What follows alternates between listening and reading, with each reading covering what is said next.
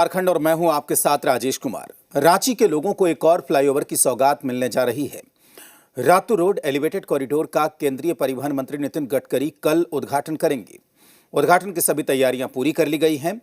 OTC मैदान में उद्घाटन का कार्यक्रम होगा। ये फ्लाईओवर 101 पिलर पर टिका हुआ है और ये 4.18 किलोमीटर लंबा है। 400 करोड़ से अधिक की लागत से एलिवेटेड कॉरिडोर का निर्माण किया गया है। 100 से ज़्यादा स्ट्रीट लाइट से यह फ्लाईओवर जगमगाता हुआ नजर आएगा। फ्लाईओवर के उद्घाटन से इटकी, पिस्का और नगड़ी के लोग 45 मिनट का सफर 10 मिनट में तय कर पाएंगे। उद्घाटन कार्यक्रम को लेकर प्रशासनिक तैयारी पूरी कर ली गई है।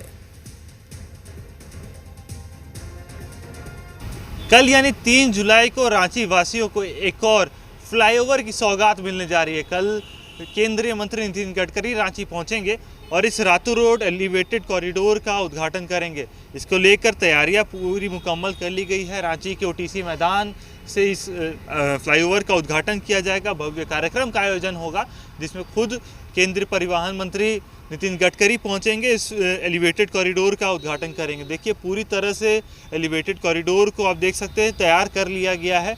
साइड में पूरी तरह से ग्लास शीट्स लगाई गई हैं ताकि किसी प्रकार की कोई सुरक्षा में चूक ना हो। पूरी तरह से सड़कों की कालीकरण कर दी गई है। स्ट्रीट लाइट, 100 से अधिक स्ट्रीट लाइट के साथ ये पूरा एलिवेटेड कॉरिडोर जगमगाता नजर आएगा। 4.18 किलोमीटर लंबा ये एलिवेटेड कॉरिडोर है जो कि रांची वासियों को कल से समर्पित होने जा रहा है। करीब 101 पिलरों के पर ये एलिवेटेड कॉरिडोर टिका है और 400 करोड़ से अधिक की लागत के साथ इसका निर्माण किया गया है। पूरी तरह से भव्य तैयारियां कर ली गई है। फ्लाईओवर के ठीक नीचे मिनी गार्डन बनाए गए हैं और आने वाले समय में जो प्रस्तावित चीज़ें हैं वो भी होंगी, जैसे कि फ्लाईओवर के नीचे बैडमिंटन कोर्ट बनने का जो परियोजना है उस पर भी विचार किया जा रहा है। हालांकि फ़िलहाल कल से ये जो पूरा एलिवेटेड कॉरिडोर है रांची वासियों को समर्पित होगा, जिससे कहीं ना कहीं ग्रामीण क्षेत्रों से जो लोग रांची पहुंचते हैं, चाहे वो इटकी हो, पिस्का नगड़ी हो, इन तमाम क्षेत्रों से जब लोग रांची पहुंचते हैं तो इस पिस्का मोड़ से होते हुए सीधे राजभवन तक जो सफ़र करने में लोगों को करीब आधे घंटे से 45 मिनट का समय लगता था, वो 5 से 10 मिनट में इस सफ़र को तय करेंगे। तो कहीं ना कहीं लोगों के लिए ये बड़ी सौगात होने जा रही है। समय की बचत होगी, साथ ही साथ लोगों को जो बाज़ारों में जाने की परेशानी होती थी उससे भी राहत मिलेगी। जाम से लोगों को राहत मिलने जा रही है। साफ तौर पर कल से Ratu road elevated corridor Ranchi वासियों को समर्पित होगा और केंद्रीय मंत्री नितिन गडकरी इसका उद्घाटन करेंगे। अपने सहयोगी संजय टोपो के साथ तने Khandelwal, Zee media, Ranchi. Ratu road flyover का उद्घाटन होना है, सो जो मुख्य कार्यक्रम है वो ओटीसी ग्राउंड में निर्धारित है। उस ग्राउंड पे जो पब्लिक मीटिंग होगी उसके लिए हम लोग ने access control, anti sabotage check और जो पर्सनल सिक्योरिटी होती है, इस तीनों डायमेंशन पर काम किया है। हम लोग जो है एक जॉइंट ऑर्डर इसको लेकर अभी एक मीटिंग डीसी साहब के साथ हो रही है और हम लोग दंडाधिकारी और पुलिस बल की प्रतिनिधि करेंगे। इसके अलावा जो एक रोड शो भी शायद प्रस्तावित है, उस पर भी हम लोग जो है इन रूट जो है सिक्योरिटी का अरेंजमेंट करेंगे।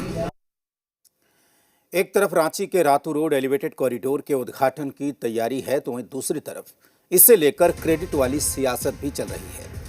रातू रोड एलिवेटेड कॉरिडोर का उद्घाटन केंद्रीय मंत्री नितिन गडकरी करने वाले हैं। इसे लेकर बीजेपी उत्साहित है। केंद्रीय रक्षा राज्य मंत्री संजय सेठ के मुताबिक पहले रातू रोड पर हमेशा जाम लगा रहता था। 40 साल पहले वहां लाल मिट्टी की रोड थी। 1983 में 3 दिनों तक हमने इसे लेकर आंदोलन किया। आज 400 करोड़ की लागत से एलिवेटेड रोड बनकर तैयार है। तो वहीं कांग्रेस ने इसे लेकर पलटवार किया और कहा कि बीजेपी क्रेडिट लेने की होड़ में लगी है।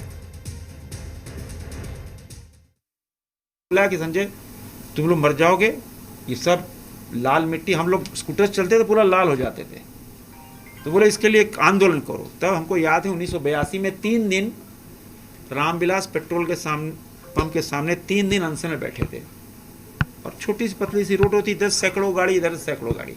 पटना से आए तब तय हुआ, तब बोल्डर बिछा, सब खुश हो गए कि भाई लाल मिट्टी से मुक्ति मिल गई, बोल्डर बिछ गया। फिर 86 में रामबली सिंह बोले अरे देखो तुम लोग किया हो गया, आप इस पर पिच करा दो, काला पिच, बैठो अनशन पे। फिर हम अनशन बैठे 86 में। तब उसके बाद फिर एग्जीक्यूटिव इंजीनियर पटना से उस वक्त पीछे। कल रातू रोड फ्लाईओवर का उद्घाटन होना है। माननीय केंद्रीय परिवहन मंत्री नितिन गडकरी आ रहे हैं इस अवसर पर। स्वागत है उनका। जाम से मुक्ति रांची वासियों को, विशेष करके रातू रोड वासियों को इससे मिलेगा। लेकिन पूरी बीजेपी और विशेष करके माननीय रांची के सांसद केंद्रीय रक्षा राज्य मंत्री जो हैं संजय सेठ जी इस पर अपना पूरा क्रेडिट लेने की, जैसे भाजपा की लोगों की जो चरित्र रही है उसके अनुसार वो इसका क्रेडिट लेने की होड़ में लगे। रांची के रातू रोड एलिवेटेड कॉरिडोर के नामकरण को लेकर भी सियासत गर्म है। सत्ता पक्ष के मुताबिक जैसे सीरमटोली फ्लाईओवर का नाम स्वर्गीय कार्तिक उरांव के नाम पर रखा गया, वैसे ही रातू रोड एलिवेटेड कॉरिडोर का नाम राज्य की जनता को राह दिखाने वाले दिसोम गुरु शिबू सोरेन के नाम पर होना चाहिए।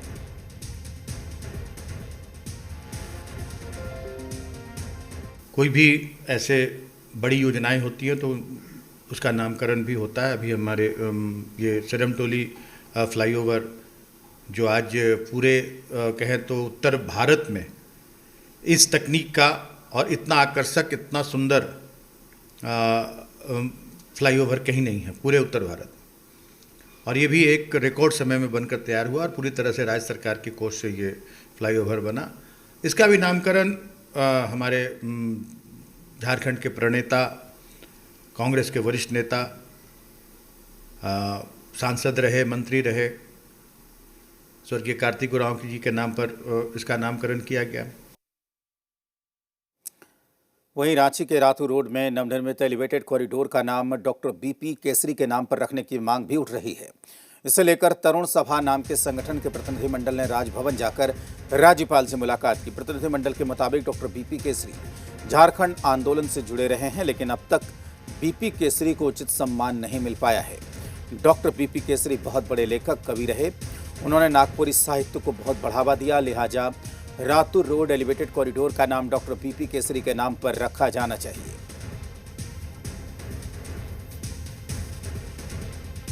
हमारा मांग यह है कि आज जो हमारे रांची रातू रोड में फ्लाईओवर एलिवेटेड कॉरिडोर बन रहा है, हम लोग उसका नामकरण डॉक्टर झारखंड रत्न डॉक्टर बीपी केसरी के नाम से करने के लिए मांग किए हैं। क्योंकि जब से झारखंड बनने की मांग शुरू हुई, झारखंड आंदोलन जब से शुरू हुआ, वो हमारे डॉक्टर बीपी केसरी जी झारखंड आंदोलन के बहुत ही प्रभावित थे। झारखंड आंदोलन में जिस तरह का उनका सहभागी था या जिस तरह वो अग्रसर थे इस चीज़ के लिए, अभी देखें तो बीपी केसरी जी को उचित सम्मान अभी तक नहीं मिल पाया है। अपने झारखंड में देख लीजिए, कहीं पर भी बीपी केसरी के बारे में उतना लोग जानकार नहीं है। वो बहुत बड़े हमारे लेखक भी थे, कवि भी थे, नागपुरी साहित्य को बहुत ज़्यादा बढ़ावा भी दिया उन्होंने। तो इसीलिए हम लोग आज मांग कर रहे हैं कि, और झारखंड समन्वय समिति का भी वो सदस्य भी थे।